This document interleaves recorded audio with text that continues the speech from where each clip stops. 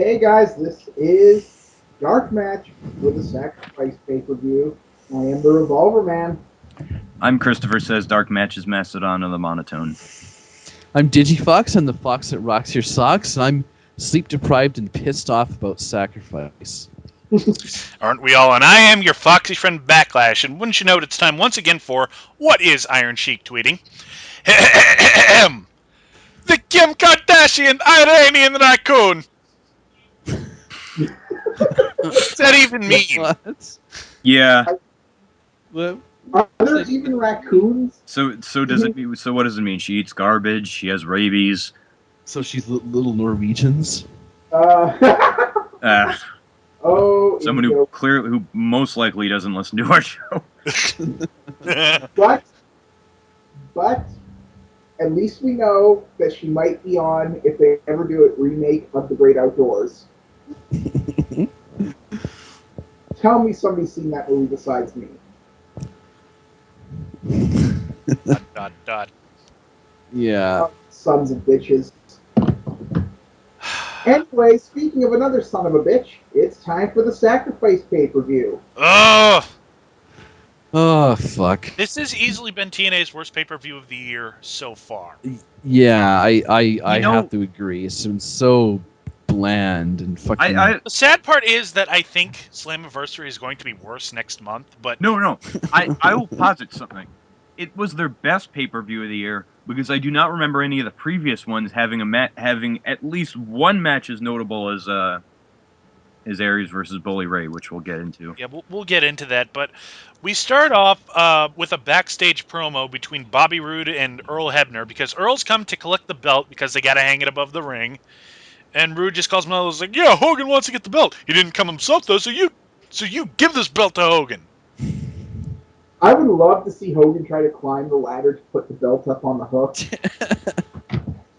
Oh yeah, brother, I'm gonna go reach for the sky. Well, see, clearly they're carrying on the symbolic tradition of such literary greats as Dostoevsky's The Overcoat with the association of the belt being Robert Roode's confidence and such. But it's kind of interesting. I've never seen them ever hang up a belt. Like, do they do it before the show? Do they do it like during the show? Because it seems like a weird thing to bring attention to. Obviously, they do it at the beginning of the show, and it's just up there the whole night. Oh, that makes me wish that'd be like Ultimate X and just randomly fall down, like at, say, the middle of the Knockouts match. Uh-huh. Anyways, we start the pay-per-view with our first match of the night. Samoa Joe and Magnus versus Kazarian and Daniels for the tag team titles.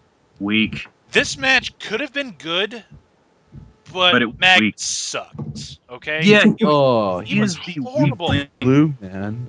He's the weak link among very, very solid workers. He was out of position for like every spot.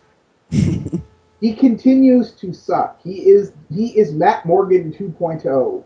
Not to mention he pretty much sold about 75% of the offense in the match itself, and he's not really that good at making it look convincing. We should note that at this time Joseph Park is spotted in the crowd. He shows off his ticket. Yeah, we'll be getting to him. Yep. And Kazarian also has a new haircut, but I haven't watched Impact in a while. Yeah, he had that last month. Yeah, he's had that for a little while. I've been under the theory that people at TNA are selling their hair. That's why Bobby Roode cut his hair too.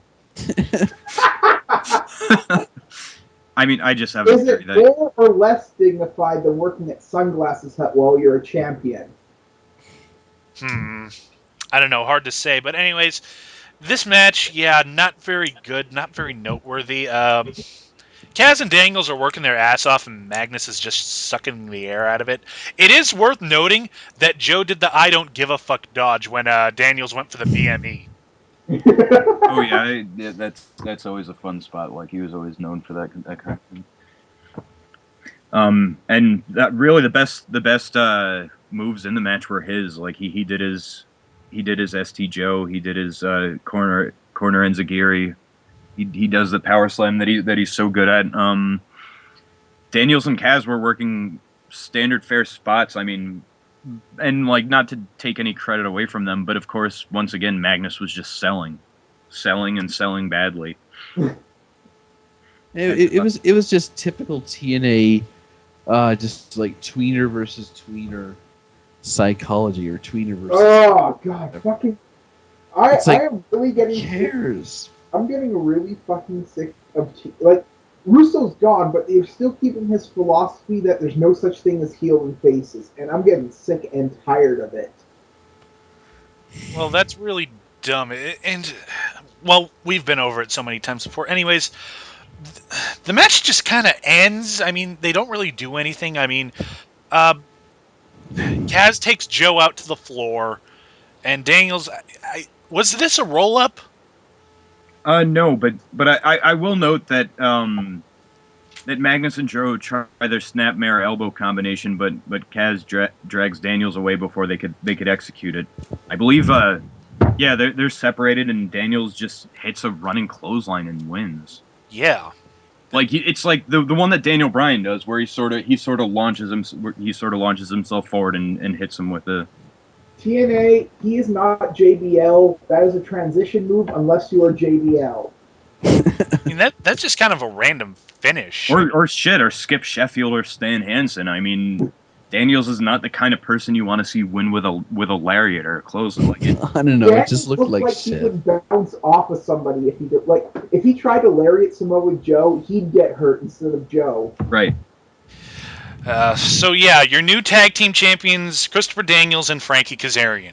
Nobody cares. Anyways, we go up to the booth with Taz and Tanay. Before we go on, I did hear a rumor about this. Apparently, did this so Joe can drop Magnus and get AJ, and then feud with Daniels and Kazarian. I would honestly rather see them have a falling out and Joe team with AJ. That would be a much more entertaining. Yeah. That's what I said. Samoa Joe was gonna do something to get rid of Magnus, and then AJ was going to come in so they continue the AJ Kazarian Daniels feud with Samoa Joe. Do it then. Book it, Bruce. Contrive it. I don't care how you do it. Just get Magnus out of there. Yeah.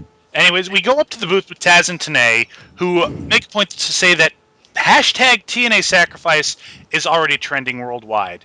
Now, how many of you people have seen the episode of Mystery Science Theater 3000, I Accuse My Parents? I have. Have not. All right. Revolver Man, say it with me. Liar! Liar! Liar! Liar! Oh, they really harped on this. They did. They really did. TNA sacrificing There were so much. Trending, but not TNA Sacrifice itself. You know where it was trending? TNA Sacrifice was trending in the UK, where we remind you, TNA does not sell their pay-per-views in the UK anymore. Oh yeah, they give it away, don't they? No, they don't even give it away. No, there is no legal way. I would like to thank Botchamania for pointing this out before. There is no legal way for someone to see a TNA pay-per-view in the UK. Oh! Yeah. So they might as well say, thank you. We'd like to give our thanks to the United Kingdom for robbing us blind. Yeah, at they least in the thousands of people. And this time it wasn't even trending in Orlando, where the pay-per-view was taking place. And Florida itself is so back-asswards that no, let's not get into politics. No, that's not our place. We have plenty of yes, but we move from there to our hype package for Tessmacher, who's beaten Gail Kim 3 straight times in non-title situations. And fittingly enough, that's our next match, Gail Kim versus Brooke Tessmacher for the Knockouts title. And this was the second best match of the night, but that's by a pretty wide margin. It's a Knockouts match, so... We'll see. No, it was a good match up until the finish. And I realized, because Tessmacher uses the Eat Defeat again, and I realized why she keeps using Gail's finisher. It's because she doesn't have her own. God, that's a stupid name for a finisher. No kidding. It's a stupid finisher. I mean, hell, the thing is, like, if you would rate this match highly, though, it's most definitely because of how much Brooke Tessmacher has improved. It's like, I remember a few months ago I saw her in the ring and I was like, wow, look at her do an arm drag. Wow, look at her do a drop kick. She's like their version of Eve. She's not that good, but she's she can manage, and she surpasses Eve. By as of last night, she way surpasses Eve in terms of ring skills. Yeah. But it was kind of annoying how like oh, I'm trying to remember like Brooke tried like 6 eat defeats before she actually hit one or something like that. I Yeah, believe the deal was that Brooke actually hit the eat defeat, but Gail rolled outside and she took too Yeah. long to gear in. Yeah, that was the finish because she hits it and rolls her into the ring, pins her, only gets a 2 count, and then Gail just rolls her up and grabs the ropes. That's the finish. Yeah, that's kind of. But It I was guess it that's was just to emphasize how much of a heel she is. The that's best not case a scenario. heel. That's nothing. That's literally nothing. No, A heel. it is. I mean, that was like a Cena match where they even cut out him even bothering to do the finisher. Right. But see, the thing is, like, I mean, I figure the best case scenario, or rather my fantasy booking, would be for Brooke to win and then Gail to go through some kind of redemption angle. Because motherfuck, I don't like her as a heel. She's no good. Because her mic skills are just not up to par. Playing second banana to Madison Rain, no less. Well, I mean, Madison Rain's pretty good for second banana in the angles, but in terms of the way she comes off, absolutely. They're never going to do because Gail Kim has revealed herself to be a massive hypocrite. So I doubt that title's ever coming off Gail Kim unless, say, I don't know, Kelly shows up at the Impact Zone. Oh yeah. Well, this match happened, and if it wasn't for the finish, it would have been pretty good. But I mean, no. it was pretty good. Yeah, If it was wasn't pretty for the good. finish, it would have been pretty damn good, I guess. Yeah. After this, we go backstage to Jeremy Borash, who's interviewing Kaz and Daniels, and he asks them about winning the tag titles, but instead they just talk about AJ. Yeah, I believe Daniel says we've had to work our asses off, like ply our craft, while AJ got up there by whistling Dixie. I believe I this thought is what here's the subtext I got from Daniels. AJ, you were sleeping with Dixie when you could have been sleeping with me. again, they those two are life mates in the most affectionate way, and Seriously, not taken off. he sounds more angry that he slept with Dixie meant that he couldn't be with him rather than it got him some sort of advantage in the business. I It's chasing hate Amy. this angle so much. It's I hate chasing it. Amy without any bi curiosity. This might be the most I've ever hated an angle from TNA. And I'll tell you why. Because in kayfabe now, AJ Styles did not build TNA single-handedly, not by busting his ass every single night, working for the past 10 years at this fucking company, never getting thanked once for everything he's done while WWE stars walk all over him. No, it's not because of that. He's where he is because he was fucking Dixie. Well, it's Here's a, but it That also is fucking low. that it's is low, very low, but but it also you have to opens up understand who it's coming from. It also opened up a huge plot hole. Dixie wasn't always in charge of TNA. What the fuck was happening before? Was he sleeping with Jarrett? Oh, dude. No. Oh yeah, we went over. We need slash fiction. Yeah, we went over this in the last episode. Jeff Jarrett, Dutch Mantell, Scott Demore. The list goes on. AJ Styles, the man slut. Yeah, I think he'd take exception to that. Dude. I hate this angle, but let's move on to something I don't care about, at least. The TV title match, Devon versus Robbie E. Oh, fuck. You see, going into this, I had the idea from Impact that it was going to be a legit handicap match. That whoever pins Devon will get possession of the belt on the Jersey Shore Zack Ryder ripoff side. But it is a three-way match, or rather a triple threat match. And I got nothing else to say except at this time I noticed a guy in the crowd with a Machinima shirt. Yeah. Robbie E versus Devon again. Although actually, the third time.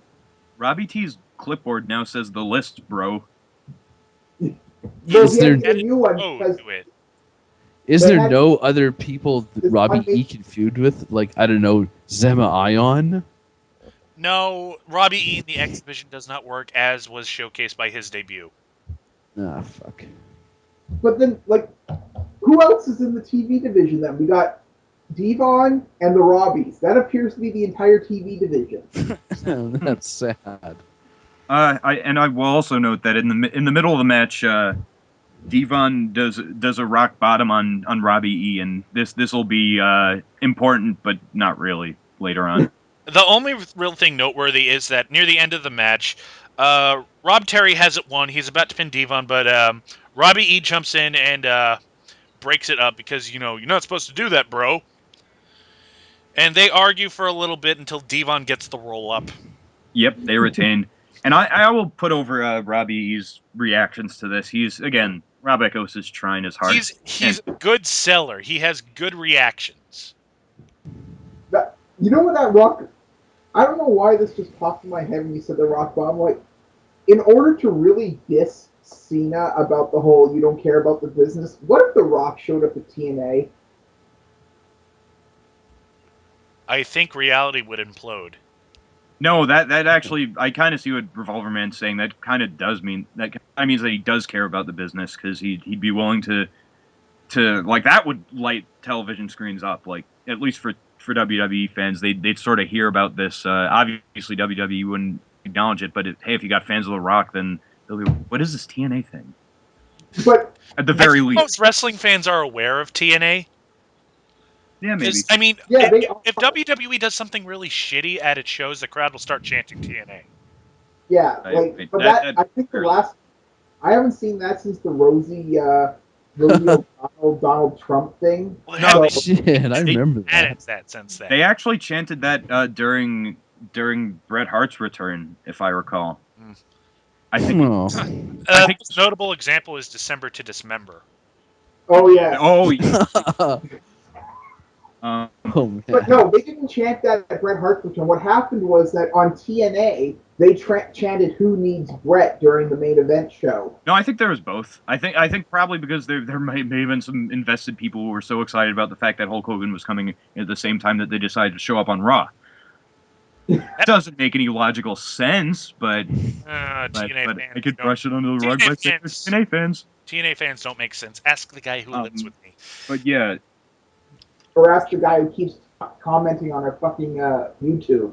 Good point. Anyways, the whole dissension between Robbie E and Robbie T goes absolutely nowhere because after Sure. Devon leaves, it looks like Rob Terry's going to hit him, but instead they just hug it out and like, we're cool. oh yeah. Robbie does the Shaggy into Scooby jump. And or to mention the hideous sweaters, we got to mention the sweater. And Yeah, they were like They photo go negatives with of the each other. they're gaudy. Taz wouldn't shut up about those sweaters throughout the entire match. Yeah, Taz has fixations on things. Oh, well, at least he isn't fixated on Rob Terry's ass. Ooh, you're right in the yam bags. What was that? If my aunt it's had not a yam fun way to bags, spend a she'd be my Thursday uncle night. Thing he said like a couple years ago that nobody knew what the fuck he was talking about. Oh, he said so many things.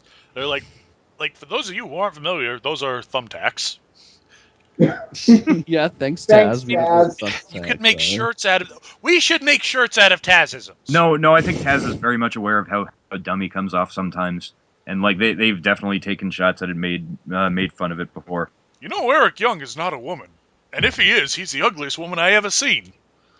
No, actually, he does say something really smart and incredibly funny in the next match, but we'll talk about this. All right. We get a promo for the next match, which is Jeff Hardy versus Mr. Anderson. A very pointless feud. I've seen these guys have better matches. This was. It's like, oh wow, we have too many faces that the Assholes. crowds love. They have to. And I think Jeff Hardy might be on the stuff again. What? I'm not even being funny. It's those eyelid eyes. No, not even that. Like, just the way he was during this match, he seemed kind of out of it. Yeah, I read about that. Yeah, and that's funny because the impression I got from this match was that he was doing most of the offense. Like most of the advantage was going to him. Yeah, and apparently the reason that the finish was fucked up. Apparently he's the reason they fucked up the finish. Oh dear. Oh god. What So the what is fuck, this? Jeff? Is this the fourth time Jeff has done that to TNA? Probably. Well, at least he didn't harm anyone. Like that's probably the best thing we could glean out of this. But fuck off, Jeff. Stop. Oh my god. And people still think WWE will touch this guy if he wants to come back. Well, Oh. we can't say for sure that Jeff Hardy was on anything, but he didn't look right. Yeah, like 'Cause- people would guess that during his entrance. Well, now that you bring it up, the way Anderson won did seem kind of contrived. Well, It yeah, looked like that's it- the thing. That's the thing. Like I said, because the finish is, like I forget what they're doing, but basically, Anderson rolls him up, and Hardy kicks out at 2.5, but the ref counts 3 anyways. And what was supposed to happen? Hardy wasn't supposed to kick out, but I guess he forgot that that was the planned finish. Oh boy. And they do make a big deal out of this. One wonders if they were trying to cover it for it. But back to what I was referring to with Taz, I said Anderson didn't get a lot of advantages or offense in. On the other hand, at the certain points that he did, he was working over Jeff Hardy's arm, and Taz makes the very pointed comment, "Hey, if I was working over Jeff Hardy, I think I'd go for either his leg or his neck or something, not his arm. Like I don't know how much he uses his arms." And yeah, like it's. I mean, there's no injury at hand. There was no, like Jeff Hardy is. He might punch people. The only really noteworthy thing is that they were stealing each other's finishers during this match. Like Hardy pulled out a mic check, Anderson did the twist of fate. Which the way both performed it looked just more like a jumping cutter, like an RKO. Yeah. And we also got a really shitty looking Kenton bomb, but again because Hardy didn't move himself into position properly. Right. Oh my goodness, my goodness, my goodness. You know what? This is probably why they never put the belt back on Hardy when we all thought he would, because maybe somebody at TNA realized he wasn't cleaning up, and they just decided, you know what, I don't know. I really don't know why they keep him around. I don't know. I've got nothing. So the finish happens, and they're trying to cover for the fact that Hardy kicked out. Yeah, still can't believe this was a reversal of that crotch leg drop. Like that's weak. It's a catch-all word for this pay-per-view. Yeah. Anyways, next we oh yeah, this also means that Anderson is #1 contender for Slammiversary. We'll get to that. But up next, we have Christy Hemme backstage with Austin Aries, and they ask a question from Twitter, but again, they don't answer it. Yeah, they just cut the promo that they had planned to cut, pretty much. And Aries remarks about how he's not intimidated by Bully Ray and he's not intimidated by anyone, as it's not in his genetic makeup. And despite the fact that Bully Ray measures quality by size, like Aries will look pretty damn big when he's standing over his pinned body. I think he means small. yeah. And it's like, go Austin Aries. Yeah. I mean, this is a good feud if it didn't kind of come out of nowhere, but like nonetheless, it's a well used trope. Is it just me, or is Bully Ray becoming their go-to absolute heel to job He is to their up-and-coming things? No, he's a great heel. I've been Oh, saying that for months. I'm not denying that, but it just seems like Bully Ray's not put into any feud on a guy they either want to or have to turn face in order to get him up face very fast, because Bully Ray is just that much of a dickhole that he can do that. Yeah, I Which is believe good. Aries- I like that. I mean, they don't. It's a character they don't have on WWE. Somebody you can put with and they'll instantly be face over on. That's true. He certainly got Aries over even further, but I believe the turn occurred before their feud, and they Well, were the turn- they were the doing turn- that alliance. Him, Rude, and Ray were doing that sort of alliance, which I guess sort of planted the seeds for their bitterness. Yeah, that happened back at what was the paper? It happened back at Against All Odds. Like, he was a heel that night Mhm. because Eric Bischoff was saying like, "Oh, you're amazing, you're awesome, and everything." But then he joins Team Garrett. Right. Oh yeah, that's what it was. Or maybe they're just building up Austin Aries so he can like try to give his heat to Garrett Bischoff. Oh no! Oh, I hope not. Oh God, Garrett Bischoff hasn't been wasn't on TV last week. Let's keep it that way. Yeah, I noticed that too. I don't think was he on this show? No, no. Maybe they finally came to their senses. Wow. Maybe Scott Steiner finally like cajoled them into giving up on him. Because if you don't know, Scott Steiner's been on a tear on TNA on Twitter. Oh yeah, I've never read so much insanity in my life. It's amazing. I just don't pay attention to that because, like, first of all, it's Steiner, and I'd rather hear his voice in association with the crazy shit that he has to say because I've seen enough of that type of stuff on the internet.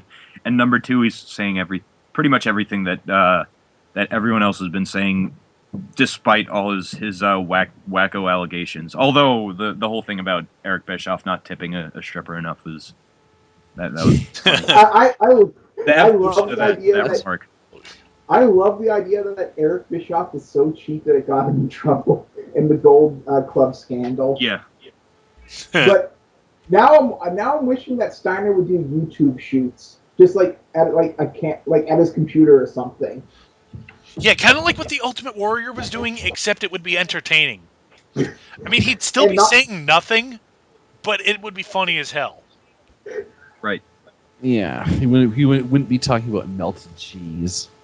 Oh God, don't remind me of that. oh my god, I watched that entire like 8-part thing he did on YouTube shooting on Hulk Hogan, and then he just kind of talks about how this cootie cheese is infecting everything and it's Hulk Hogan and I don't know what the fuck. Dude, I had to review that shit. Oh man. Oh my Is God, that still on YouTube or did that get pulled? I don't know. Well, after the show, I'm gonna find out. It's probably still on Blip. No, Wait, he, I don't know if it's on. I know my review of it is still up, but look, we have gotten way off track, so let's get back to it. We get a recap from Impact that just reminds us that, hey, Abyss came back at the end of Impact last Yeah, night. and his spittle went all over the Oh, camera. he needs yeah, to work on that. that's Either what that or happened. the That, cameraman needs to back the hell up. no, that's Nah, what. Abyss likes getting all up in it. Like Guys, that's part of his gimmick, I guess. what happened? That's his idiosyncrasy. Silverman is trying to talk. Are you done? Yes. That's what happens when you're missing your 2 lower teeth. You spit everywhere. No, no, no. He's had them replaced, hasn't he? No, they were gone when he was doing that promo. Oh yeah. I guess he took the caps out. Yeah. Maybe he does that. Like maybe he thinks it makes Abyss look that much more freaky. But I guess it kind of does. Makes him look more like a Hills Have Eyes killer than a Michael Myers. If nothing else. That's my opinion. I think it kind of works for him, but like I said, that causes him to spit everywhere, and that kind of takes away from him. But anyways, so after that, we get freaking Joseph Park talking about how great it is to be at Universal. Crowd chants for him. I don't know. I could see like if he was actually doing stuff with the crowd to earn that chant. I can not bitch about it. He probably was. He had said like, "Oh, I met this guy. He's a real nice guy." He mentioned his name, where he's from. Could have been a plant. May not have been. Probably everyone in TNA is a plant. Oh, that Oh, explains no. so much. Oh no! Oh no! We're at this point because here comes Crimson, Fuck. Oh god. and he's here to talk. It's the only thing. Oh my god! Oi, I'm Crimson. And he cuts a promo talking about how he's never been defeated. You've been defeated. Lost the tag titles, you dumbass. We'll see here. Like, not only that, but he's one of those heels who's like, I'm issuing an open challenge, and he's one of the people who basically thinks that because just no one gives a shit about listening to him, that just everyone's scared. So he's like, calls Brian Hebner out and tells him to make the count. I just like the. I don't know. I was thinking this when I saw him come out. I just want to start singing, "I'm Goldberg, I'm Goldberg, I'm Goldberg." Or Yeah, something Ryback's doing a better job at that than you are, sir. Yeah. like So, anyways, the ref counts all the way up to 9, and who should come out but Eric Young? Oh yeah, and with ODB, Oh, Oh, and by ODB, the way, just a side note, Eric Young, best Dixietron ever. yeah, and what ODB opens with the funniest kind. She's just like, so you want to issue an open challenge, you douche. Like just this deadpan stark way she said it was perfect. yeah, it was right out of Delightful. nowhere. And she says undefeated ass. Like, how is that an insult? Because she put ass in it. That's all I got. Yeah. So Eric challenges Crimson to a match, and I was so just hoping, like, oh, just give it to him, man. Just let Eric Young have this. It would be fun. No, they gotta push Crimson to the moon. I'm trying to figure out what is the idea with Crimson. Basically, he's not family. He's not a WWE cast off. Why is he getting such a monster push? I mean, you know what I remember most about Crimson? He was Amazing Red's little brother when Kurt Angle was when Jeff Jarrett was doing that stupid MMA gimmick. Yeah, and because he had like MMA style tattoos. Yeah, They wanna. he looked like a douche asshole, so apparently that got him into TNA. They just want to make this generation's AJ Styles or Bobby Roode someone that people will recognize like as the years go by. But I don't really see near the potential that either of the other two names I mentioned had. God, no. Wait, they're trying to make this guy into the next age. Wow, there is some serious reality. Samoa Joe, because I mean the undefeated streak, but there is some serious reality disconnect in TNA right now if they're thinking he's going to be AJ or Samoa Joe. Well, At the best, he'll be the next Matt Morgan. Yeah, that's what he is. He's the fucking next Matt Morgan. Ooh. This match isn't very good. Like, Eric Young, for all his charisma and charm, can't make this interesting. The most interesting parts are when he locks up with the referee, for God's sake.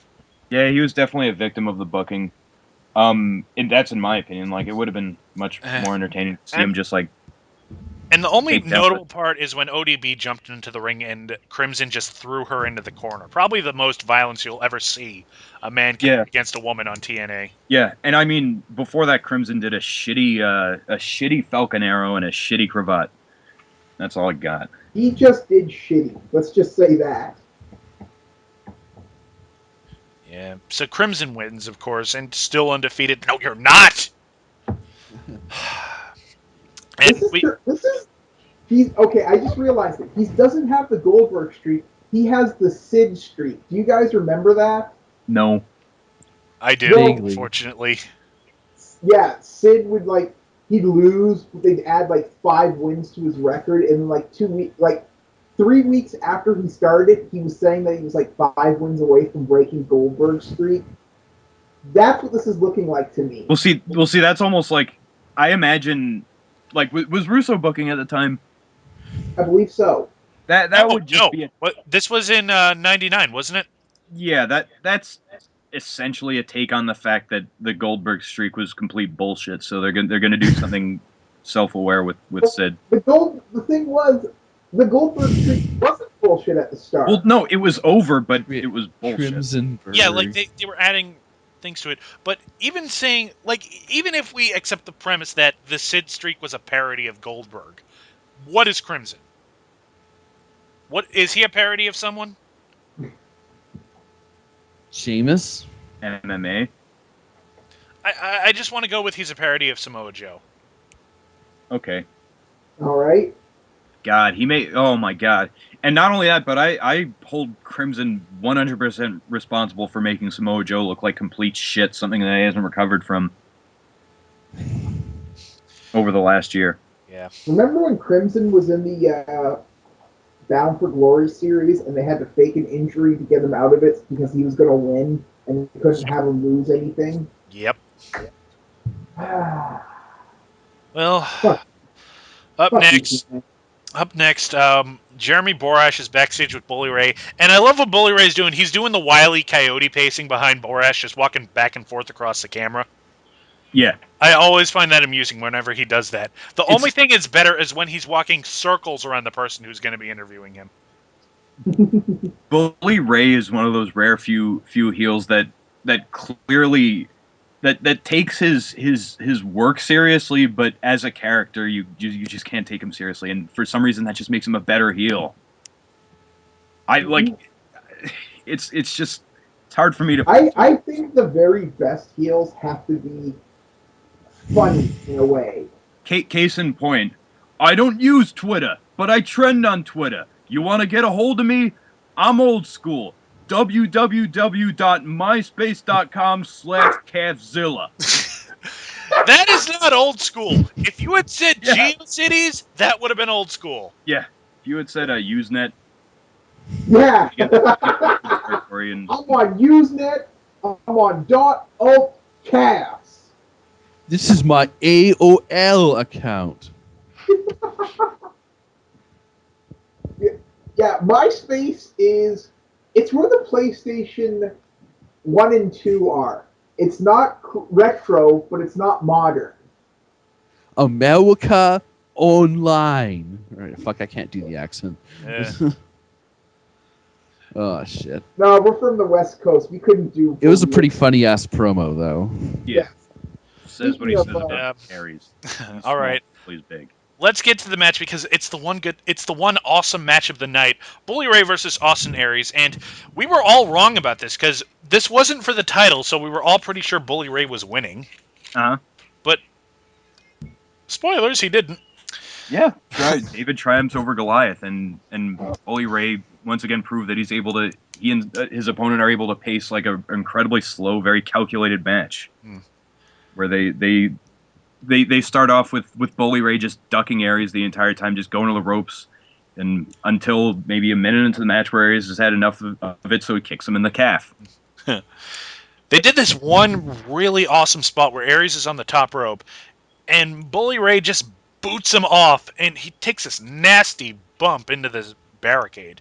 Yeah, welts. You could see that welt. Oh, he was bruised up pretty bad. The match was awesome because these guys were giving it everything they had to make it a special match. They were playing to the crowd. All of Aries' offense was hopeful, and Ray's offense was just like completely bare and hard hitting. Like he delayed a power slam, made everything slow. Just worked for the best.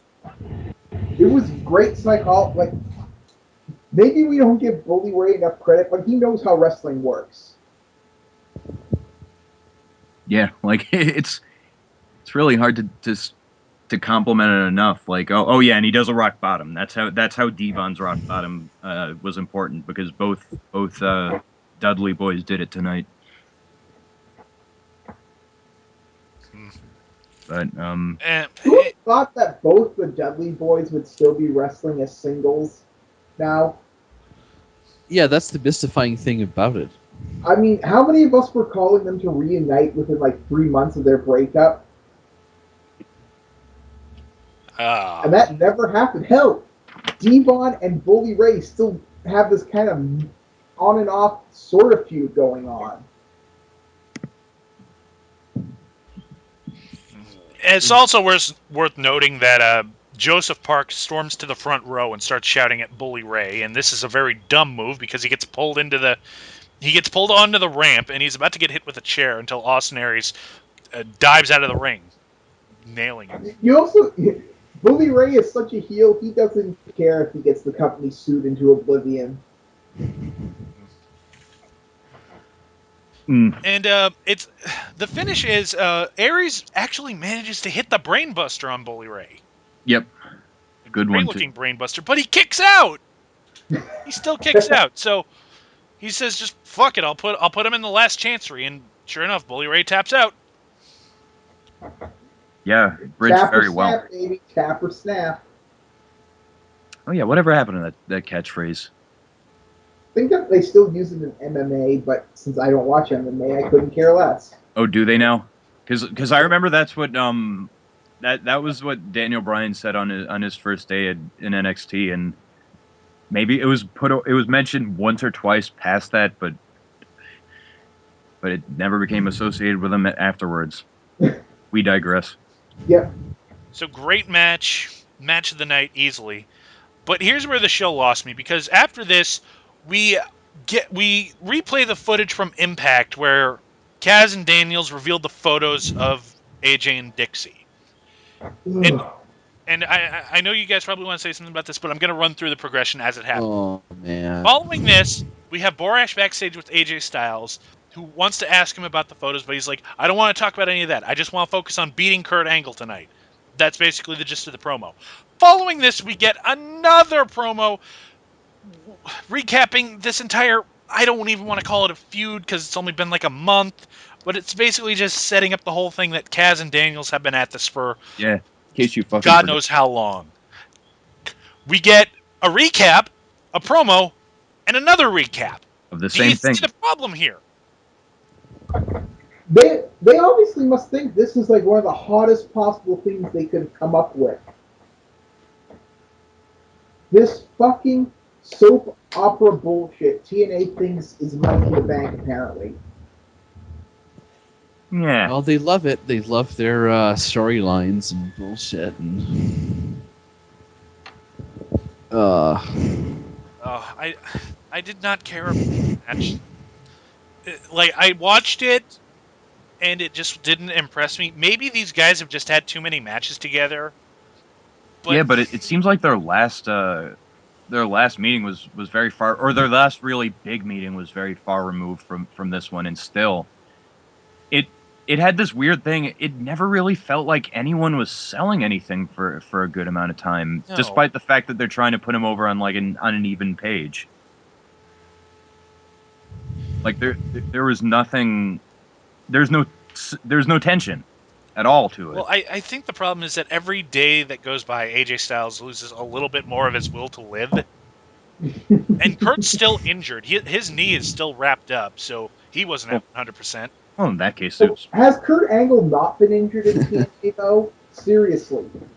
Oh, he just takes some drugs and puts some ice Yeah. on his knee. He's good to He's go. basically doing the Left 4 Dead method, just downing pain pills until he fucking dies. put some ice on his leg and drinks about 10 bottles of ice.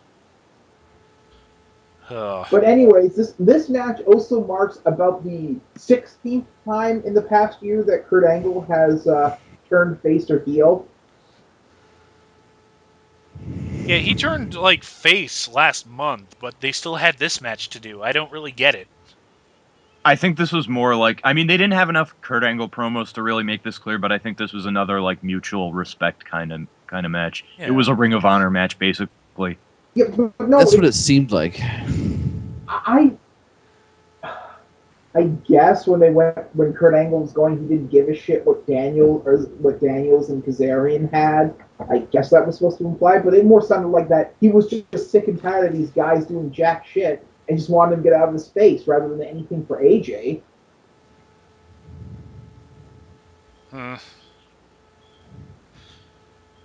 Anyways, Kaz and Daniels get involved. They come down and knock it, and what I wasn't paying attention. They get involved. Kurt wins. Then But Kurt not through their chases them intervention. off. Yeah, they didn't really play into it. They were just sort of there. And it was an angle lock that AJ tapped to, by the way. Yeah. I get nothing for this match. Oh, it was pretty standard broken down Kurt Angle affair. And it's pretty sad that broken down Kurt Angle has become standard. Yeah, I mean, you don't have anything to say that makes 4 of us. Anyways, time for our main event. Well, eventually, because Oh, first, here we are. following the match, We get another promo with JB backstage interviewing Bobby Roode, who basically cuts the same promo he's been cutting ever since he became the champion. And then we get another promo for the main event, and then we finally get to ladder match for the World Heavyweight title, Bobby Roode versus Rob Van Dam. Ugh. More impressive than the last one, but again, not Now, here's the problem, not much to because speak of. it feels like they weren't really doing anything impressive. Like, ladder matches are supposed to be the spectacular thing, and this one is just not a whole lot. Because RVD has become the wrestling equivalent of a hack. I mean, I thought he looked a lot better than he did last year in a lot of his matches. I thought he was quite a Oh, bit quicker paced, I completely disagree. and All I I thought he see, was taking a lot of really good bumps too. I disagree entirely. All I saw was the same lazy. I'm always gonna bitch about my spot and how evil WWE is. Rob Van Dam. And the thing is, like, the selling was all over the place. Like, there were times where they'd hit a move, like they'd throw each other in the ladders and they'd be selling. They'd be dead on the floor, curled up in the fetal position, like, oh, ow, ow, I can't move. But then the other guy starts climbing the ladder, like, oh shit, time to stop selling, gotta stop him. Oh yeah, and I know you guys are going to begrudge me for talking about this guy's sage advice, but Brian Kendrick, during his shoot, I mean, you guys will admit, he had good ladder matches in the WWE. He did. Um, his whole intention behind those was basically everything he does is an effort to get to the belt, to climb up the ladder and get to the belt. It seemed like everything that they did was just to hit people with the ladders Yeah. and not get to the belt. That's sort of become a problem in all ladder matches now that it's just to do spots. It's not to actually win the match until you win the match. It's like, yeah, I'm gonna do the seesaw one now, and then I'm gonna set it up in one of the corners between the top and middle ropes, and I'm gonna do that usual. Like this actually comes from a cage match, so but it does execute my point. Remember that cage match between Rikishi and Taz, where Rikishi was on top of the cage and he could have won like that, but he did that stupid Jenny Snuka spot. Yeah. Yeah, my thoughts on this match, it felt like a 5-minute match stretched into 15 minutes. Because it was like there's not a lot of content going on. Things aren't happening. They're It really had just, like no psychology. yeah. It feels like TNA's on a test pattern, but I don't know what it's waiting for. Well, let's talk about that as we discuss the finish. The finish is basically Bobby Roode has thrown RVD all over the place, and he kicks him off the ladder, and his head hits the back of the ladder. So, oh god, they better not do another concussion angle. And he gets the belt, and that's it. Now, the reason I sounded so uninteresting in the Bobby Roode promo before this, because Bobby Roode can cut a good promo. The problem is he's been cutting the same promo since whatever pay-per-view came after Uh, Bound for Glory. it's time for Final him to Wrestle- get a new shtick. There is nowhere that Bobby Roode can go except to lose the belt. That is the next step in his evolution. There's nothing he can do with that belt. like, I'm Now, trying to think like I'm not saying RVD should have won. In fact, I kind of no, get. I know what you're saying. It's just I'm trying to sit down and think who could they give it to? Because the person that they should have given it to, Hogan kiboshed that. Like, are they trying to rebuild up James Storm to get to the point he was before lockdown because they fucked that up royally? Well, believe me, if they are, they had better fucking do it on the very first Impact after this pay-per-view, or else it won't look good. I don't know. They might be saving that for Slammiversary, but here, like, it kind of makes sense that they'd want to drop it at one of their WrestleManias, and apparently they think having Slammiversary in Texas is a good idea, even though the only connection that has to TNA is that that's where Dixie lives. It has nothing to do with TNA's origin. It's nothing. And they're like, oh, he's going to drop it at Slammiversary. But here's the problem. His opponent at Slammiversary is Mr. Anderson. So if he drops it at Slammiversary, what's the point of dropping it to an ex-WWE guy? because Hogan's in Ugh. charge, because Dixie is a mark, because I can go on and on. This is dumb. I mean, this this is probably the antithesis of the problem with TNA. It's so rudderless that they one week they're going to decide, okay, we're going to focus on our homegrown talent. Next week, oh man, we got to work those legends. Next week, oh man, it's the old WWF guys we need to work on. Next week, it's oh man, we got to have them all in there somehow. Next week, it's the our original stars. Like, see what I mean? Yeah, they keep flip-flopping focus, really. So And to sum up, focus. And it I doesn't- would like to make a point about.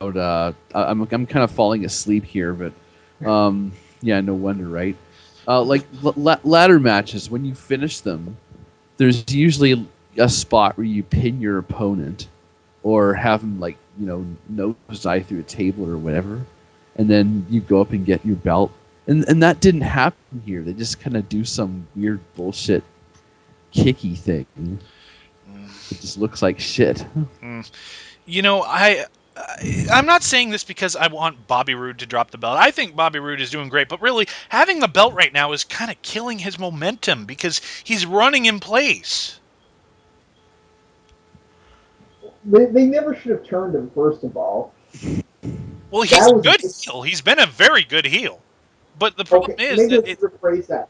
If they turned him, they should have never had him fuck around with Anderson and Hardy. It should have all been just James Storm and Bobby Roode. But no, they couldn't have that because apparently Hogan is the biggest dickhole in the wrestling industry, and Dick's absolute chick boner for WWE cast-offs. well, here's the thing. It's the problem with with these extended title runs. They go on so long, they just run out of things to do. I'm kind of having the same problem with CM Punk in the WWE right now. Hey, look, Smarks, I'm complaining about WWE. Shut the fuck up. But at the very least, they're not always doing the same angle with Punk. They at least find other stuff for him to feud with people over. There does come a time when you do have to move the storyline along, and I think It's the Backlash is right. It's the problem with overexposure. It feels like they've done everything because they only have a month to do things. Like if WWE had like let's say 4 months to build up CM Punk and something, we wouldn't be having this burnout because they'd still have ideas to work with when that was done. Yeah. You know, a thought just occurred to me. Bobby Roode is becoming a one-man NWO. You think so? Well, Very yeah, he's the BWO. I mean, it doesn't take the NWO to. Blue World Order.